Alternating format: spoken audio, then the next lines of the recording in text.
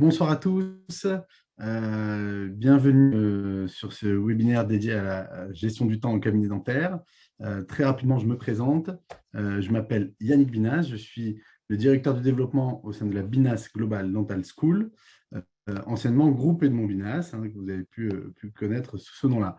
Je vais, durant ce webinaire, vous présenter l'approche de la Binas Global Dental School concernant la gestion du temps dans votre cabinet dentaire.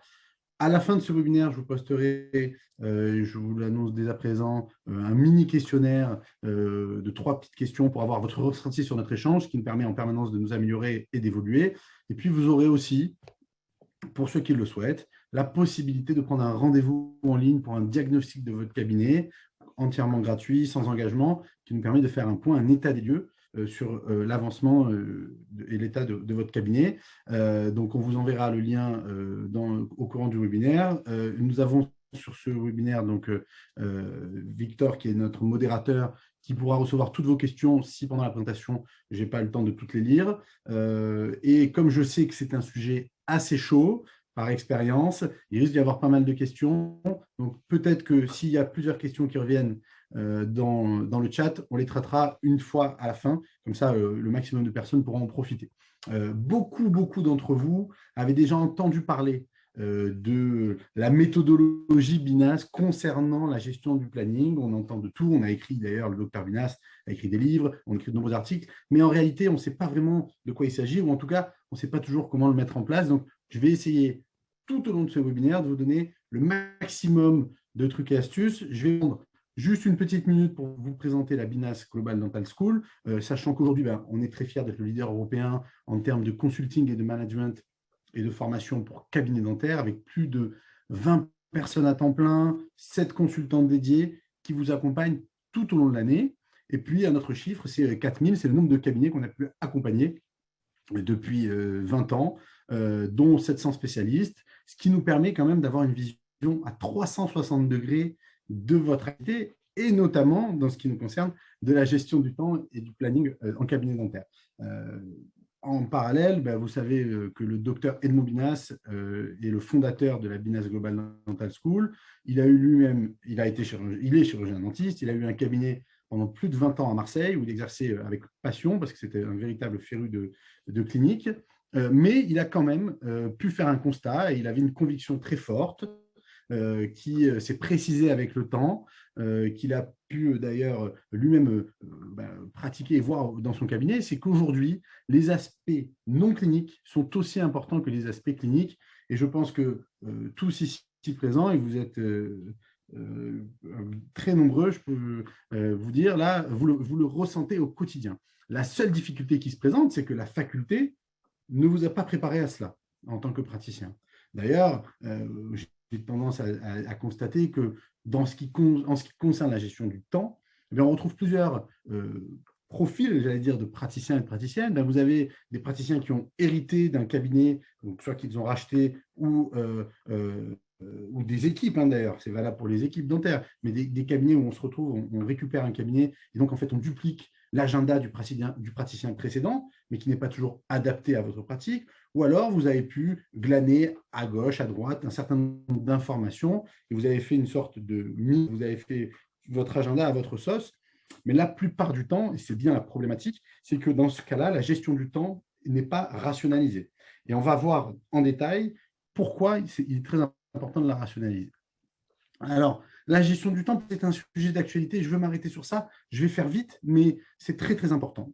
Il y a une dizaine d'années, vous ne seriez même peut-être pas posé la question de participer à un tel webinaire. Et pourtant, ce webinaire qui va durer une trentaine de minutes à peu près, je vais essayer de vous apporter un maximum de réponses et de solutions.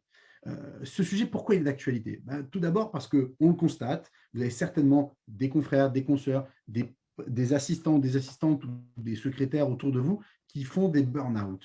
Il faut avoir, nous on le voit au quotidien, il faut être très lucide sur cette question. Il y a un phénomène extrêmement nouveau qui est le burn-out des équipes, donc des assistantes ou des praticiens, des secrétaires, mais le burn-out des praticiens et des praticiennes est très présent ces derniers mois particulièrement.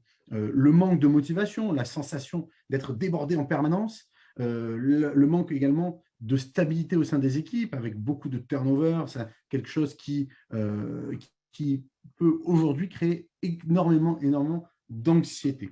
Énormément. Et je rajoute à ça le Covid, qui malheureusement n'a pas été de tout repos pour vous, et la nouvelle convention, le 100% santé, ou encore, pour les omnipraticiens et même pour les spécialistes, l'avènement d'Invisalign, typiquement, qui a bousculé, ou de Doctolib, qui ont bousculé les codes en place dans les cabinets dentaires. Donc ça, c'est fondamental et on constate de plus en plus de praticiens qui se plaignent de leur planning depuis ces quelques mois. Alors certains espéraient une espèce de reset post-Covid en se disant comme j'ai tout annulé, super, je vais repartir à zéro. En réalité, c'est encore pire après parce qu'il y a un afflux massif de patients.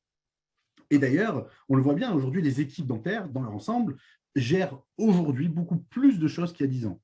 Je vais vous donner quelques exemples, mais qui sont pour moi très symptomatiques. Vous avez des problématiques d'organisation qui sont multiples, des problématiques administratives qui sont très importantes, comme la gestion des relations avec la sécurité sociale ou les mutuelles, qui sont prépondérantes au quotidien, le management de vos équipes, le recrutement, la e-réputation, ou encore l'avènement des nouvelles technologies. Comment placer toutes ces nouvelles technologies au cœur de votre activité sans être, parce qu'on n'a pas envie d'être largué, mais en même temps, il faut trouver du temps pour se former, pour mettre en place tous ces outils-là. Et ça a une conséquence majeure, c'est que ça crée un déséquilibre profond entre votre vie pro et votre vie perso, chose qui était jusqu'alors assez maîtrisée pour la plupart d'entre vous. Une fois que tout ça est dit, je voulais quand même vous montrer, alors vous l'avez reconnu peut-être pour ceux qui ont eu l'occasion d'en avoir un, ça c'est un agenda papier. Alors blague à part, je vous l'ai mis parce que je n'en croyais pas mes yeux, je l'ai vu la semaine dernière dans un cabinet, chez un praticien que je n'aimerais pas bien entendu. C'est un agenda papier qui est symptomatique de la problématique de gestion du temps. Alors, bien entendu, ne vous dites pas parce que moi, ça y est, je suis sur Doctolib où j'ai un logiciel et je prends tous mes rendez-vous sur le logiciel, je suis à l'abri de tout ça. Moi, là, je vous l'ai montré parce que je l'ai vu la semaine dernière, mais en réalité, il y a des agendas sur ordinateur numérique qui sont 50 fois pires que ça. Parce que sur l'ordinateur, on peut même cumuler plusieurs colonnes de rendez-vous pour un seul fauteuil, ce qui est souvent chaotique.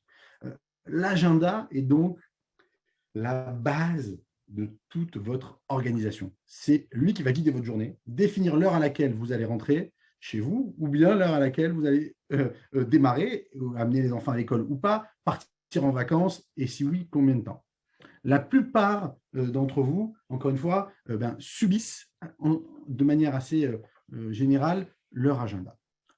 Encore une fois, je voudrais vous dire que aujourd'hui, c'est un sujet plus que jamais d'actualité. Je vous ai mis une capture d'écran. Vous pouvez voir, c'est sur les sites que vous connaissez bien, les groupes Facebook Dentistes de France, mais tout le monde en parle. Et en fait, je voulais vous dire bravo. Bravo parce que vous êtes ici, vous avez déjà conscience et vous avez déjà identifié que c'est un enjeu. Sinon, vous ne seriez pas connecté. D'ailleurs, pour la plupart d'entre vous, vous le subissez au quotidien. Et vous avez même cherché des solutions. La plupart de ces solutions sont ce qu'on appelle très vulgairement des remèdes de grand-mère. J'en ai listé un certain nombre. Et pour moi, en fait, aujourd'hui, elles sont malheureusement pas toujours adaptées. Pourquoi on va le voir par la suite. Ne vous inquiétez pas, je vais rentrer tout à l'heure dans le vif du sujet, mais c'est très important que vous ayez tout ça en tête. J'ai listé quelques remèdes de grand-mère ou des trucs et astuces qu'on peut entendre à droite et à gauche qui sont malheureusement des fausses bonnes idées, comme on peut le dire. Alors, la plus fréquente quand on a des problématiques d'agenda, c'est d'arrêter de prendre des nouveaux patients. Très dangereux. De décider de faire le tri au téléphone. Également, ça on le voit fréquemment. De prendre un collaborateur, extrêmement fréquent, qui n'est absolument pas une solution, puisque très vite, le collaborateur lui-même va se retrouver débordé. On essaye d'aller voir des confrères et de dupliquer ce qu'ils font. On bloque des créneaux spécifiques pour les urgences. Et une de mes préférées, qui est pourtant appliquée dans des centaines de cabinets qui eux-mêmes pensent avoir un très haut niveau d'organisation, c'est qu'il faut rappeler les patients par leur assistante la veille au soir. Tous les patients, vous avez 25 patients le mardi matin, lundi soir, votre assistante, elle passe 2 heures à rappeler tous les patients pour un résultat qui est quasi néant, puisque la plupart des patients ne répondent pas, puisqu'ils n'attendent pas après votre appel. Ça ne veut pas dire qu'il ne faut pas mettre en place des systèmes de rappel. On va rentrer dans ces détails-là. Pourquoi ça ne marche pas d'après vous tout ça? Parce qu'en fait, ce sont des conseils, mais qui ne sont pas adaptés. Chaque cas est particulier. Il faut définir ses propres objectifs. Il faut surtout arrêter de généraliser. Alors, vous le savez, on a noté, je l'ai dit tout à l'heure, avec l'avènement. Alors, attendez, j'ai déjà des questions. Je traiterai tout ça après les questions, excusez-moi, hein, j'y répondrai. Avec l'avènement notamment de Doctolib, aujourd'hui, on n'a plus vraiment de différence entre les grandes villes et ce qu'on appelle les villes de province, les plus petites villes ou les villes dans les zones rurales. Aujourd'hui, Doctolib, il y a du monde partout, vous êtes installé en plein cœur de Paris, alors qu'avant, vous tiriez la langue pour avoir des nouveaux patients, ce n'est plus le cas, il y a du monde.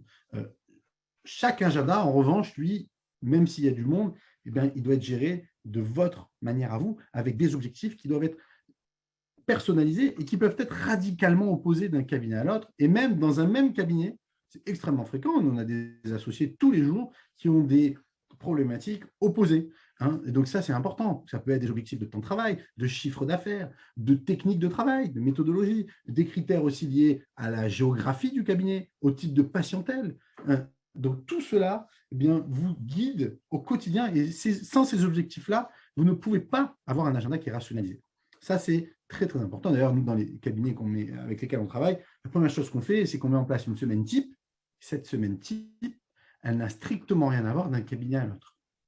Alors, on va donner des éléments ici, bien entendu. Je précise juste, s'il y a quelques orthodontistes, qu'il y a des spécificités en termes de gestion du planning qu'on n'aborde pas ici parce que la majorité des praticiens présents, praticiennes et des équipes sont des équipes d'omnipratique, mais on pourra le faire lors d'un entretien particulier. Donc, c'est vraiment fondamental de définir des objectifs. Je rappelle également que l'agenda, en fait, est qu'une seule et unique partie du puzzle sur laquelle vous allez décider de travailler, mais en réalité, il faudrait travailler sur l'ensemble du puzzle pour arriver à un résultat optimal. Alors, je sais que vous trépignez d'impatience, vous dites « Bina, c'était sympa, depuis tout à l'heure, tu nous parles et tout, mais là, moi, je veux arranger mes problèmes d'agenda. » On y va, c'est parti, accrochez-vous bien, parce que là, j'ai essayé d'être le plus court possible pour vous donner un maximum d'informations, mais sachez qu'il y a pas mal d'éléments. J'y reviendrai si vous avez des questions. Le contexte est posé. Prenez des stylos parce que même s'il y a un replay, il y a certaines informations importantes. Alors, le premier conseil qu'on peut vous donner, c'est de vous chronométrer. Ah, ça peut paraître tout bête. Moi, j'étais la semaine dernière dans un cabinet, je tairai le nom également du praticien, dans le centre de la France, un praticien qui était hautement organisé, mais qui avait en systématique plus d'une heure de retard. Je ne comprenais pas pourquoi. Moi, je me suis dit, écoute, j'ai pris mon téléphone, alors vous pouvez, hop, et je me suis mis à chronométrer de manière très effective combien de temps il passait au fauteuil pour chaque acte. Et puis, je me suis rendu compte très rapidement qu'en fait, pour des actes qui duraient 40 minutes, eh bien, il avait programmé 30 minutes sur son agenda. Donc, 10 minutes de moins. Et donc, ce qui explique très facilement qu'en réalité, si sur chaque acte, par exemple, une endo classique, sans rentrer dans les détails techniques, je programme, je ne sais pas moi, 45 minutes alors que j'ai besoin d'une heure, j'ai 15 minutes de delta en plus que je vais utiliser, mais qui vont faire que le tout cumulé sur tous mes patients de la journée, je vais avoir énormément de retard. Donc, la première des choses, et c'est pour ça que je vous invite à vous chronométrer, c'est de savoir combien de temps effectivement durent vos actes au fauteuil. Ça, c'est le premier point. Deuxième point, on s'est rendu compte, et c'est nos 20 ans d'expérience et de plus de 4000 cabinets qu'on a accompagnés, qu'en réalité, la plupart des cabinets mettaient en place des blocs de temps de 15 minutes. Vous savez, vos rendez-vous durent 15 minutes, 30 minutes, 45 minutes, 1 heure, 1h15, 1h30, pour ceux qui ont déjà des notions de regroupement des actes. Mais en fait, ce sont que des multiples de 15, sauf que nous, on a constaté que la plupart des actes sont des multiples de 10 minutes. Or, moi, je veux qu'on m'explique comment je fais dans mon agenda avec des blocs de temps de 15 minutes pour pré-bloquer des rendez-vous qui peuvent durer 20 minutes, 40 minutes. Donc, automatiquement, soit je pré-bloque un peu plus de temps et à ce moment-là, c'est sûr que je ne suis pas en retard, mais j'ai perdu un temps considérable dans ma journée, ou alors je prévois moins de temps et là, je cours après le temps tout au long de la journée. Donc, programmer des blocs de temps de 10 minutes. Pour la petite histoire, la plupart d'entre vous, si vous avez déjà eu ça par le passé, il faut remercier le Crédit du Nord ou GACD qui, en fait, à l'époque, ça date maintenant, vous envoyez des agendas papier sur lesquels les blocs de temps étaient des blocs de temps de 15 minutes, comme on peut le trouver dans une banque classique ou dans un agenda. Mais par rapport à votre pratique dentaire, ça n'avait aucun rapport, c'était complètement inadapté. Donc, chronométrez-vous et vous allez voir que vous allez risquer d'être surpris. Et ne me dites pas que vous finissez toujours dans les temps, je connais ça très très bien. La plupart du temps, quand on finit toujours dans les temps, c'est qu'on prévoit plus de temps qu'il n'en faut. Et là, pareil, si vous prenez le cumul du temps prébloqué pour rien, c'est-à-dire qu'au lieu de, je ne sais pas moi, vous avez besoin vous avez besoin de 30 minutes pour un acte, vous en prévoyez 45, ah ben là, vous avez programmé 15 minutes de plus, faites le calcul sur une journée. Attention, parce que je viens de voir passer une question, il ne faut pas confondre le temps au fauteuil et le temps de l'assistante. Ce sont deux temps différents. Je ne pourrais pas répondre à tout ce soir. Je sais qu'il y aura beaucoup de questions, mais c'est évidemment des temps qu'il faut prendre en compte. Mais ce sur quoi j'insiste, pardon, c'est que ces temps-là doivent être rationalisés. Ne me dites pas que parce que vous avez programmé plus de temps, c'est pour le temps de débarrassage, de nettoyage. Non, non, non. Quantifiez-le précisément. Combien de temps dure un débarrassage? Combien de temps dure un nettoyage? Combien de temps dure l'encaissement? Tout ça, on le rationalise et après, on en fait des temps. Mais ça va être très compliqué de répondre à tout ça.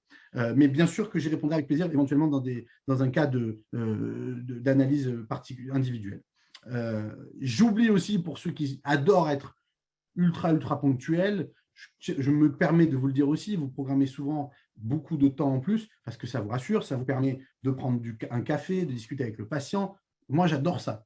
J'adore discuter avec les patients, avec tout le monde. Mais rationalisez-le. Ne me dites pas que vous perdez 2 heures par jour gentiment, uniquement parce que vous avez décidé de parler avec les patients. Ça, c'est a posteriori qu'on peut dire ça. Donc, alors, le débarrassage et le nettoyage des salles doivent compter dans le temps des soins. Écoutez, je réponds d'ores et déjà à cette question. Non, pas dans le temps des soins. En fait, dans notre temps, si vous voulez, ça dépend de combien vous avez d'assistantes et de combien vous avez de fauteuils. C'est pour ça qu'il y a pas mal de choses à voir en individuel. Si vous avez 2 fauteuils, pour moi, le sujet n'est même pas d'actualité puisque votre deuxième fauteuil doit être prêt et le deuxième patient arrive. Et si vous avez 2 assistantes, là aussi, il est envisageable que le patient sorte de la salle de soins pendant que l'autre assistante commence à nettoyer, et là, vous soufflez. Donc, il faudra que je vois ça en détail. Ceux qui le souhaitent, j'insiste vraiment, ce n'est pas pour botter en touche, c'est que j'ai beaucoup de choses à vous montrer. N'hésitez pas à prendre rendez-vous. Vous allez voir qu'il y a encore beaucoup de choses. La question des urgences, là aussi, c'est une question que j'adore, les urgences, à traiter, parce que j'étais, moi, là aussi, dans un cabinet, je suis quasiment quotidiennement, il y a 15 jours, je pense, et là, j'entends au téléphone l'assistante qui est en train de transpirer parce qu'en fait, elle a un patient qu'elle connaît bien qui appelle et qui dit « Oh là là, Martine », on va dire que l'assistante s'appelle Martine, « Oh là là, je souffre depuis 4 jours, j'en peux plus, il faut absolument que j'ai un rendez-vous aujourd'hui. » Ah, moi, j'entends ça, je tique un peu, bon, ça me fait sourire. Et en même temps, j'attends de voir comment elle réagit. Et je vois qu'elle panique parce qu'il n'y a pas de place, l'agenda est full sur 3 mois, elle ne sait pas où elle va la mettre, cette urgence. Bon, rassurez-vous, la solution est extrêmement simple. Je vais vous la donner. Et mesdames les assistantes et messieurs les assistants, s'il y en a, et les secrétaires, je vais vous donner la phrase qui va révolutionner votre pratique dès demain. Mais avant, je tiens à vous signaler que nos 20 ans d'expérience ont prouvé que 95% des urgences ne sont pas des urgences. D'où l'importance, là aussi, de la part du praticien, d'établir un certain nombre de règles très précises concernant la gestion des urgences. Déjà, je vais vous inviter à différencier les types d'urgences. Les urgences internes, les urgences externes. Internes, c'est des patients en cours de traitement. Externes, ce sont des patients soit que je n'ai pas vus depuis longtemps, soit des patients que je ne connais pas. Très clairement, je vais être très cash avec beaucoup de bienveillance, mais quand même, je suis obligé de vous le dire, si vous avez beaucoup d'urgences internes, je ne suis pas praticien, je ne rentre pas dans le débat technique, mais posez-vous les bonnes questions. S'il y a énormément d'urgences internes, peut-être qu'il faut revoir certains protocoles cliniques pour éviter ce type d'urgence. Je vous vois bondir derrière votre ordinateur, mais c'est véritablement à prendre en compte. Et pour ce qui est des urgences externes, eh bien là, il y a tout un tas de questions pour faire une sorte de diagnostic, de pré-diagnostic au téléphone pour l'assistante ou les secrétaires, qui est ce qu'on appelle chez nous un pré-diagnostic et qui permet d'évaluer si oui ou non c'est une urgence. Mais retenez bien que 95% des urgences ne sont pas des urgences. On a beaucoup de gens pressés, mais pas toujours de vraies urgences. D'ailleurs, pour ceux qui l'ont vécu ou qui ont soit déjà eu eux-mêmes très mal aux dents ou qui ont vécu ça dans leur cabinet, la vraie urgence, à 7 heures du matin, elle est devant la porte du cabinet et elle attend parce qu'elle n'a pas dormi de la nuit. Ça vous parle? Mais je vais quand même, je vous l'ai promis, vous donner la solution que tout le monde attend pour la gestion des urgences et vous l'appliquerez dès demain et celles ou ceux qui l'appliquent envoyez-moi un petit message pour me dire que ça marche, ça me fera super plaisir. Alors, la réponse, elle est très simple. C'est, cher monsieur Martin, le docteur Tartampion met un point d'honneur à traiter au mieux toutes les urgences. C'est pourquoi je vous propose de venir dès à présent avec un bon livre et le docteur vous prendra dès qu'il pourra. Je ne peux pas vous dire à quelle heure, mais nous ferons le maximum pour vous prendre dans la journée.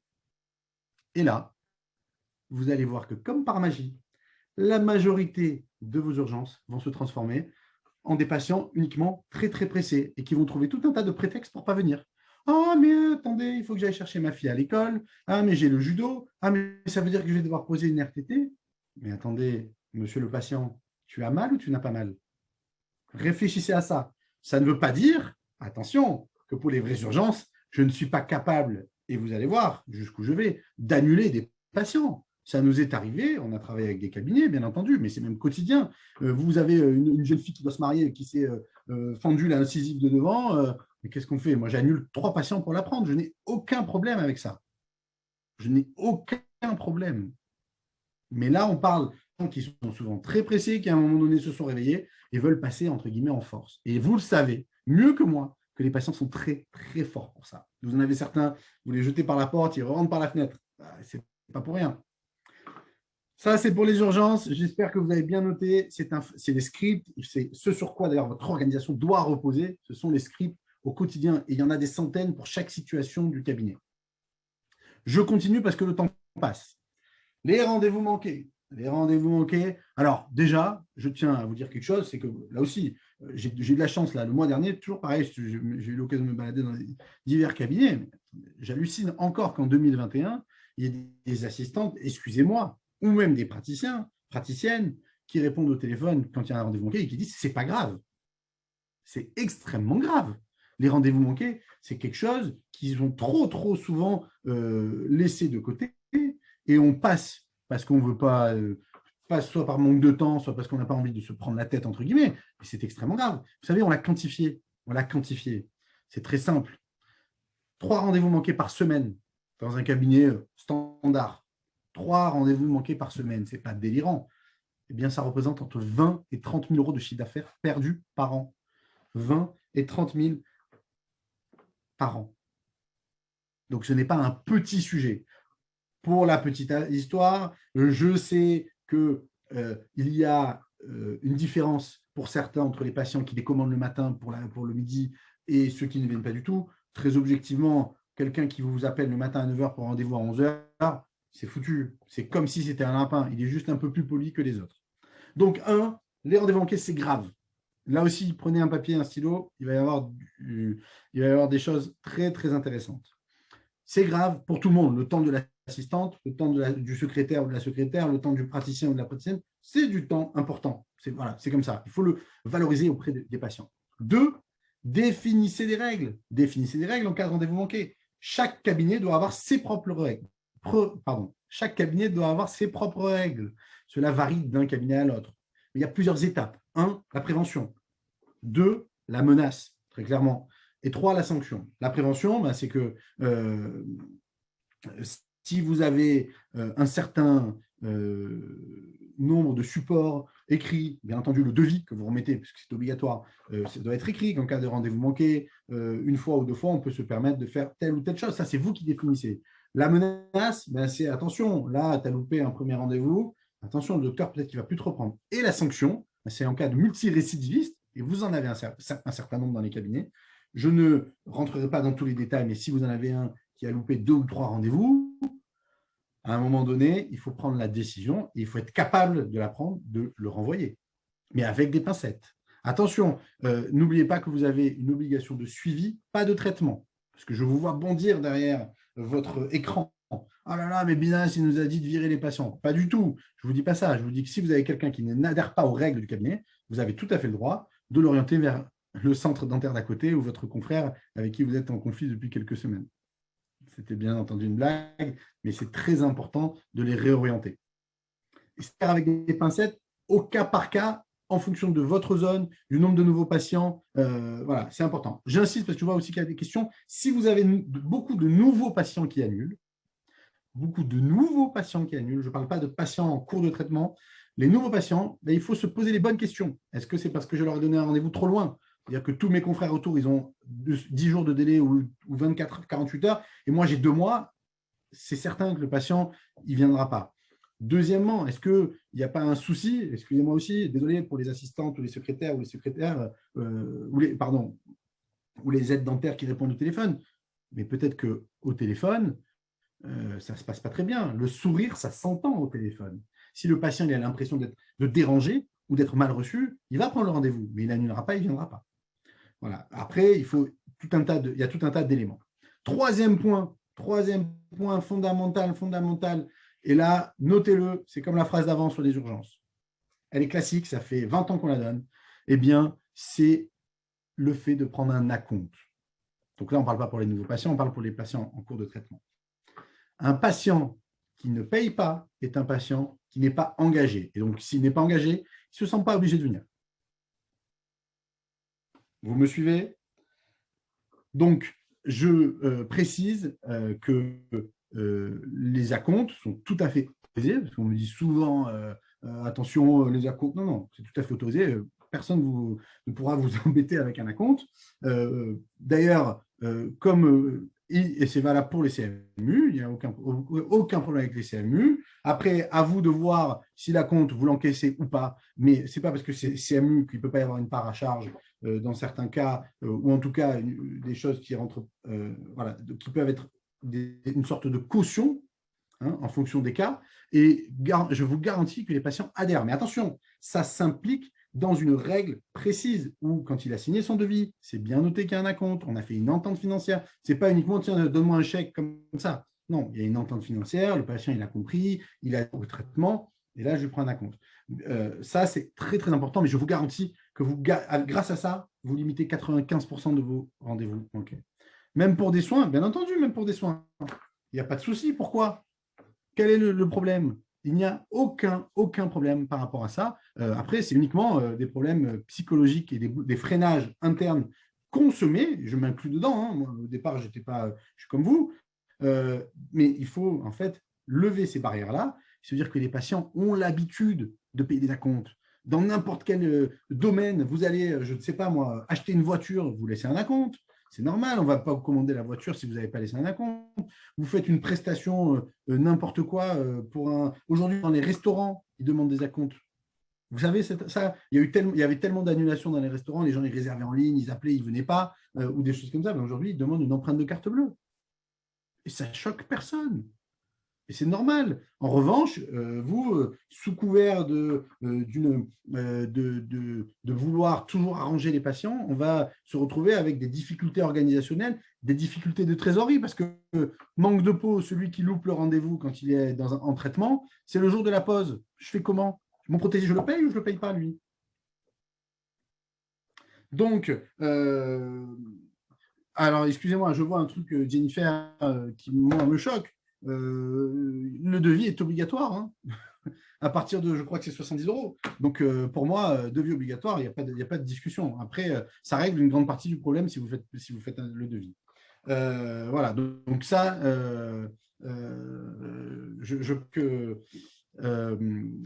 c'est comme ça, c'est obligatoire. Alors, le quatrième point, qui est fondamental, et on va le détailler juste après. Je sais, on essaye, on est nombreux, je vois beaucoup de questions, j'essaie de tenir le temps, je vois que je dépasse, mais je vous demande encore quelques minutes, que le fait de ne donner qu'un seul rendez-vous à la fois et non pas un ensemble de rendez-vous, c'est-à-dire un patient qui est en traitement et je lui donne 4 traitements, voilà, 70 euros, HN, le devis obligatoire. Parfait, merci de l'information, c'est ce que je pensais. Donc, un patient qui accepte un devis dans lequel il y a 5 rendez-vous, par exemple, eh bien, au lieu de lui donner ces 5 rendez-vous, je vous invite à lui en donner qu'un. Ça va régler beaucoup de problèmes au niveau des rendez-vous manqués. Je vais vous détailler pourquoi juste derrière. Alors, les rendez-vous d'avance, donc, c'est ce que je disais tout à l'heure, un rendez-vous à la fois. Alors, le point clé dans la gestion, ça consiste donc à en donner qu'un à la fois, mais pourquoi? C'est complètement antinaturel ce que je vous dis là. Eh bien, le fait de fixer plusieurs rendez-vous sur une même session pour un patient, c'est-à-dire que je lui prends ces 4 rendez-vous d'un coup, eh bien, ça va engorger votre agenda, mais de manière artificielle. Problème, quel est le problème? C'est qu'en fait, de manière artificielle, vous avez bloquer votre agenda. Et donc, il n'y a plus de place pour les nouveaux traitements, les démarrages de traitement. Il n'y a plus de place pour les nouveaux patients. Et on se retrouve avec des délais très importants. À la BGDS, à la Binas Global Dental School, on vous recommande de fixer donc un seul rendez-vous à la fois. Mais je vous vois derrière votre écran là aussi. Mais comment faire? C'est pas possible. Je peux pas. Je ne peux pas. J'ai 3 mois de délai. Si je fixe un rendez-vous à la fois, son traitement il va durer 2 ans. Non, non, non, non. Imaginons, changeons de lunettes. Changeons de lunettes. Imaginons, je prends une petite gomme. J'efface. J'ai Monsieur Martin qui a 5 rendez-vous. J'en efface 4 sur les 5. Il m'en reste plus qu'un, le premier. Les autres, je les efface. Je fais ça sur tous les patients à qui je donnais plusieurs rendez-vous. Et bien, tout d'un coup, mon agenda, il va se réduire. Je passe facilement de 2 mois à 3 semaines ou de 1 mois à 10 jours. C'est tout à fait faisable. C'est antinaturel, mais je vous garantis que 100% des gagnants ont tenté leur chance. Essayez, vous verrez, vous ne pourrez plus revenir en arrière. En revanche, ça vous oblige à ne pas subir l'agenda à la fois du prothésiste, parce que je connais l'histoire, à la fois du patient, et donc d'imposer vos règles. D'accord? Est-ce que jusqu'à présent, tout le monde me suit? Il y a un dernier sujet qui est très, très chaud, qui est très, très chaud pendant l'endo. Alors, tu fais le devis, voilà, parfait. Oui. Il y a un sujet très, très chaud. Là, ce sujet des rendez-vous d'avance, je l'ai traité rapidement. N'hésitez pas à prendre rendez-vous pour qu'on en parle en détail, parce que ça, c'est quelque chose qui peut révolutionner votre pratique. Là aussi, le fait de prendre qu'un seul rendez-vous à la fois, ça s'implique à un deuxième, ça s'intègre avec un autre point qui est le regroupement des actes. Regrouper les actes, vous allez voir, ce sera beaucoup plus confortable. Pourquoi? Déjà, j'entends trop souvent des praticiens qui me disent non, mais moi, Bina, c'était sympa, mais ça fait 15 ans que je regroupe. Je connais ça. Je n'ai pas besoin. Non, non, moi, je parle d'un vrai regroupement d'actes, c'est-à-dire d'un travail sur la bouche dans son ensemble, pas uniquement secteur par secteur ou cadran par cadran.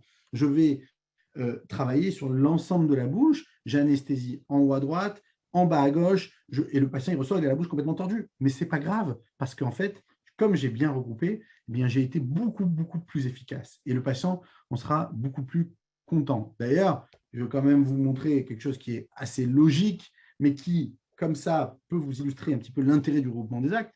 Un, déjà, ça va vous permettre d'avoir des journées beaucoup plus fluides. Et deux, je vais vous faire un exemple tout simple. Si vous prenez 3 actes que vous faites en 3 séances, ça implique qu'il y a 3 stérilisations, 3 paires de gants à changer, 3 temps d'installation, 3 temps de départ, 3 temps de nettoyage, 3 temps d'encaissement. Tous ces temps-là peuvent être tout à fait réduits si vous mutualisez ces 3 actes en une seule séance, quand c'est possible, bien entendu, mais il y a beaucoup, beaucoup de cas où c'est possible. Et imaginez donc que tous ces temps-là, de 3 actes en 3 séances, vous vous retrouvez à 3 actes en une séance. Divisez votre temps par 3. Par 3. Je ne sais pas si vous vous rendez compte, c'est énorme. Donc, on a évalué quand même, pour vous donner un petit peu de visibilité, on avait évalué que cela, sur un praticien avec un cabinet standard, ça représente, pour quelqu'un qui ne regroupe pas suffisamment les actes, entre 5 à 6 semaines de perdu. Non, Jennifer, non, non, non, j'adore, merci pour votre question. Je vous la lise pour ceux qui ne la voient pas. Le problème, c'est que quand on fait 3 actes en une séance, 6 lapins, c'est 1h30 de perdu. Il n'y aura plus de lapins, vous allez prendre un acompte. Et vous ne programmerez pas ce rendez-vous d'1h30 tant qu'il n'y aura pas d'acompte. Et vous verrez qui viendra. Ça vous parle, Jennifer? Très, très important. Donc, c'est ce type d'habitude qui est important de changer. Vraiment, merci pour cette question parce qu'on me la pose souvent. C'est ce type d'habitude qu'il faut changer et qui demande, malheureusement, de sortir de sa zone de confort. Et ne me dites pas, ah non, mais les patients, ils ne tiendront jamais 2 heures sur le fauteuil. Essayez, vous verrez. Quel patient normalement constitué ne prévoit… Alors, il y a des cas, bien entendu, ne me faites pas des exceptions, une règle. Il peut y avoir 5% des patients qui n'acceptent pas, qui ne supportent pas. Mais quel patient ne préférerait pas venir une seule fois 2 heures que de venir 4 fois 30 minutes? Personne. Et peut-être que pour vous, c'est difficile à accepter, mais vous verrez qu'une fois que vous le pratiquerez, vous ne passerez plus jamais en arrière. Les résultats sont à la hauteur des efforts. Croyez-moi, encore une fois, pour tous ceux qui ont testé, c'est magnifique. Mais malheureusement, et je vois que l'heure file, l'agenda, c'est la visible de l'iceberg.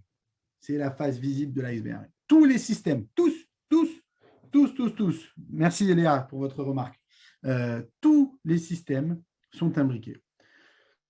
Et d'ailleurs, si on touche à l'agenda, vous avez compris tout à l'heure, je vous ai pris l'exemple de la compte, ça paraît tout simple, mais la compte, et Jennifer, je pense que vous l'avez compris, la compte, si je ne fais pas de devis, que je n'ai pas une entente financière signée, que je n'ai pas un vrai devis dans un dossier, ça ne marche pas.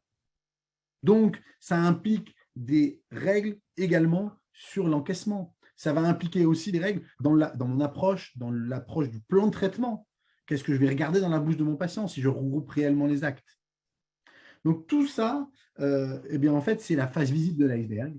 Donc, on a le planning, et puis en dessous, on a des thèmes comme le pilotage, la communication, l'organisation. Tout cela, mis bout à bout, fait que vous allez pouvoir optimiser votre agenda. Mais ne croyez pas que l'agenda va se régler uniquement avec quelques trucs et astuces. Là aussi, malheureusement, ça ne marche pas. Vous allez être obligé de faire des changements en profondeur. Ce sont des changements qui prennent du temps. Par expérience, travailler sur un agenda, ce n'est pas une petite affaire. Déjà parce que vous chassez le naturel, il revient au galop. Là, je vous dis de prendre un compte, ou de donner, allez, le plus simple, c'est les rendez-vous d'avance. Je vous dis de prendre qu'un seul rendez-vous à la fois. Essayez, allez-y. Mais vous allez voir que les patients, ils ne vont pas comprendre. Ça fait 15 ans qu'ils viennent chez vous, que vous leur donnez à chaque fois, à vous et à eux et à toute leur famille, 3, 4, 5 rendez-vous. D'un coup, ils n'en prennent plus qu'un pour un traitement. Ils ne vont pas comprendre. Mais en revanche, si vous communiquez, et c'est tout à fait ça, Léa, vous dites que c'est également des règles de communication, si vous communiquez suffisamment avec les patients, que vous leur expliquez l'intérêt, vous verrez que tout se passera bien et les patients vous en remercieront. C'est très important. Alors, quand même, vous pouvez toujours essayer, vous y arriverez peut-être seul, mais ce sera beaucoup plus facile si vous êtes accompagné. Très clairement, il vous faut des scripts, il faut un suivi, de la personnalisation. Pour ceux qui se sont déjà amusés à faire des scripts, c'est chronophage. C'est chronophage, vous les faites le soir pour la plupart du temps, le week-end. Alors que c'est vrai qu'à la Binas Global Dental School, on a tout de près, tout est adapté, adaptable à chaque cas. Et la difficulté, en l'occurrence, ça va être la mise en place de tout ce que j'ai pu vous dire. Là, d'ailleurs, si vous avez pris des notes, et vous pourrez regarder le replay qu'on vous enverra, je pense, dès demain, ou peut-être même ce soir, je ne sais pas, vous allez avoir énormément de trucs et astuces que je vous ai donnés. Énormément. Mais les mettre en place, ce sera la véritable difficulté. On a d'ailleurs créé une méthode, la méthode BINAS 365. Ce sera demain le replay, excusez-moi, on me fait signe. La méthode BINAS 365 que je veux juste vous expliquer en quelques instants. Sachez que la majorité de nos clients, alors, il y a très peu qui n'acceptent pas. Ben oui, absolument, Christina. La plupart des patients acceptent les longs rendez-vous, c'est certain. Le blocage est souvent intellectuel. Donc, la plupart de nos clients, praticiens, praticiennes, assistantes, assistants, viennent nous voir pour cette problématique d'agenda. La plupart, depuis 20 ans. Mais comme chaque cabinet est différent, on est obligé de travailler sur un accompagnement personnalisé. Cet accompagnement personnalisé, il repose sur 3 piliers. 1, le suivi par un consultant. 2, la formation. Et 3, les outils, les fameux scripts notamment. Je veux vous dire que les conséquences de notre méthode, c'est beaucoup plus de sérénité pour toute l'équipe. Ça s'adresse à toute l'équipe, pas uniquement aux praticiens qui travailleraient dans son coin ou uniquement à l'assistante. Non, il faut qu'il y ait une harmonie dans le discours. C'est fondamental. C'est beaucoup plus d'efficacité. Là aussi, je tiens à vous rappeler que vous gagnez 1 heure par jour à minima quand vous regroupez les actes ou que vous prenez la bonne durée de chaque acte. Vous récupérez économiquement, excusez-moi, mais jusqu'à 30 000 € des fois de manque à gagner, voire plus, juste sur les rendez-vous manqués. Et vous prenez plus de vacances. Et ça, ce n'est qu'avec la gestion du temps. Imaginez alors si on s'amuse à travailler sur les autres systèmes. Imaginez ça.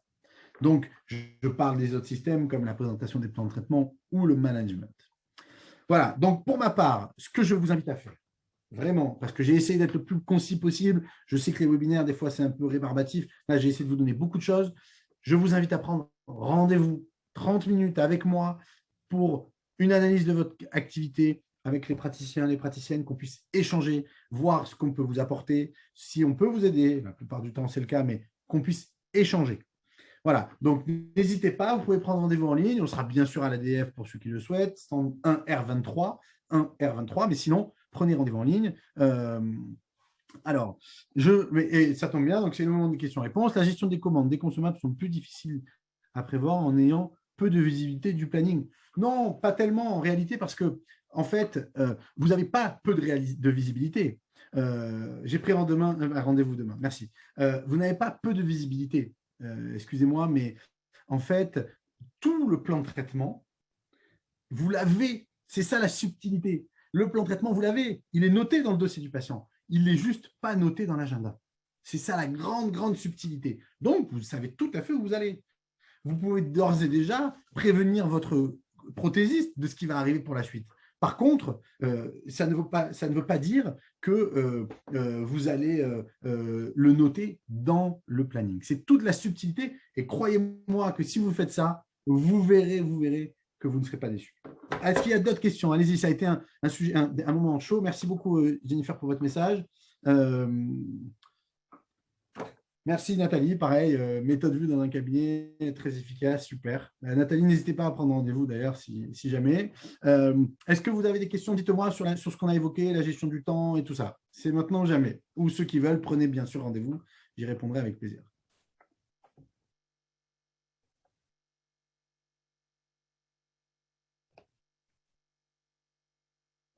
La gestion en centre, ce n'est pas du tout la même affaire. On peut en parler, mais la gestion en centre, ça a beaucoup d'impact. Là, c'est vraiment sur les cabinets libéraux. Je vous invite, oui, bien sûr, je vous invite à prendre rendez-vous. Pour les EDF, absolument. Mais là, pour les EDF, c'est un autre monde, mais je peux vous en parler si vous voulez. On a tout un process, je l'avais indiqué en début de programme de session, dédié aux orthos. En fait, bien sûr qu'il faut donner qu'un rendez-vous à la fois. Ce n'est pas parce que vous avez la séquence de traitement, c'est la même chose. Hein. Mais là aussi, on peut revenir sur la durée des traitements, la durée des rendez-vous, pardon, notamment les rendez-vous d'activation, le fait de faire rentrer les parents, pas les parents. Tout ça, ce sont des sujets très chauds. Voilà, très, très chauds pour lesquels on peut en parler avec plaisir. Ça ne fait pas trop de monde au secrétariat du coup. Non, parce qu'en fait, en réalité, tout est calculé. Tout est calculé. Ça veut pas, c'est pas parce que vous avez. Alors déjà, ça dépend de pour quoi on parle. C'est-à-dire que si c'est pour uniquement les encaissements et tout ça, moi, j'exclus pas d'avoir soit un bureau dédié, soit de refaire passer le patient en salle d'attente quelques instants le temps que vous finissez avec un autre patient. Tout est envisageable. Ça dépend de l'équipe et de comment elle est constituée. Et oui, il faut s'habituer. Alors d'ailleurs, j'en profite parce que là, vous êtes encore assez nombreux, mais pour ne pas reprendre vos habitudes, vous savez quelle est la meilleure, solution pour que, et là, mesdames les assistantes et messieurs les assistants, si on en a de plus en plus, la meilleure solution pour que votre agenda soit le plus fit possible. Ne laissez pas approcher le praticien. Ne laissez pas approcher le praticien parce qu'en réalité, vous, praticiens et praticiennes, vous avez tendance à en rajouter un petit peu. Alors, juste demande, tac. Vous conseillez de faire un devis uniquement pour la partie soins? Non, je conseille de faire un devis global. Après, ça, c'est dans une autre thème qu'on aura sur la présentation des plans de traitement où j'inclus la partie soins. Maintenant, s'il n'y a que des soins, bien sûr, je fais la partie soins, mais ça ne veut pas dire que je fais un chiffrage systématiquement global. Ça, c'est vraiment un autre sujet, mais c'est un sujet qu'on peut aborder en rendez-vous. Je suis désolé de répéter, pas parce que je veux botter en touche, c'est vraiment le thème, c'est la gestion du temps, mais non, je peux l'inclure de manière générale. Alors, pourquoi déplacer les rendez-vous? Les rendez-vous téléphoniques sont de mauvaises techniques. Je ne suis pas sûr de comprendre, Léa, si vous pouvez me reformuler. Alors, attendez, je vais agrandir la partie question parce que voilà.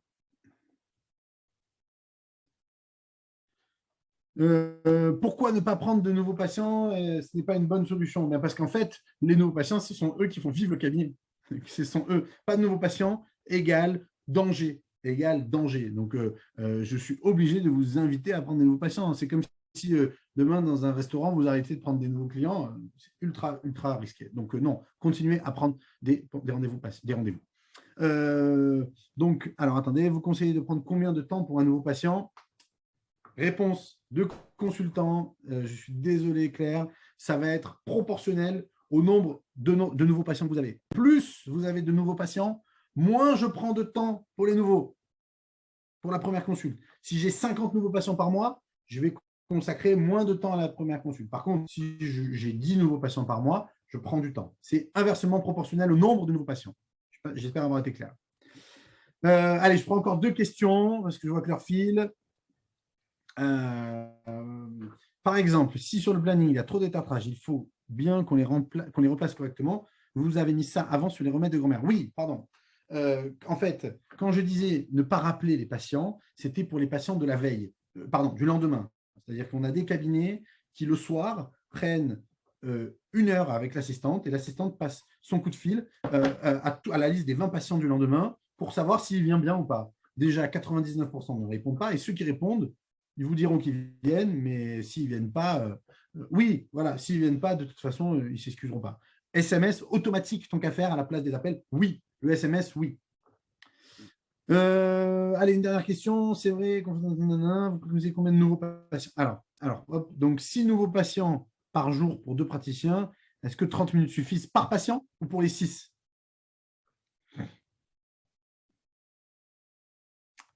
Je vois beaucoup de questions. Ah là là là là, je ne vais pas avoir le temps de répondre à tout. Prenez rendez-vous, s'il vous plaît, mesdames, messieurs. Conseillez-vous l'outil Doctolib? Oui, mais à contrôler en fonction, notamment pour l'afflux des nouveaux patients.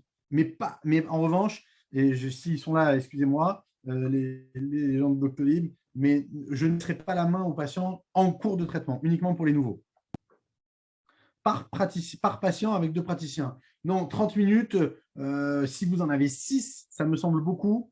J'essaierai de les lisser un peu plus dans le temps. On préconise entre 20 et 25 nouveaux patients par mois et par praticien. Donc, si vous faites le calcul, il faut essayer de lisser dans le temps. OK, j'espère avoir répondu à l'ensemble des questions. N'hésitez pas à prendre rendez-vous. Vous avez été super nombreux. Vous étiez à un moment donné plus de 180. Donc, merci beaucoup.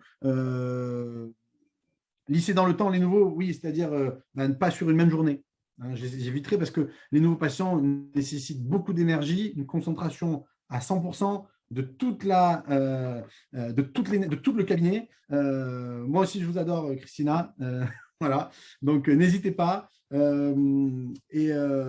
Je pense que lycée, c'est vraiment le plus important. Ça veut dire un nouveau le lundi, 2 nouveaux le mardi. Enfin, voilà, vous le lissez dans le temps.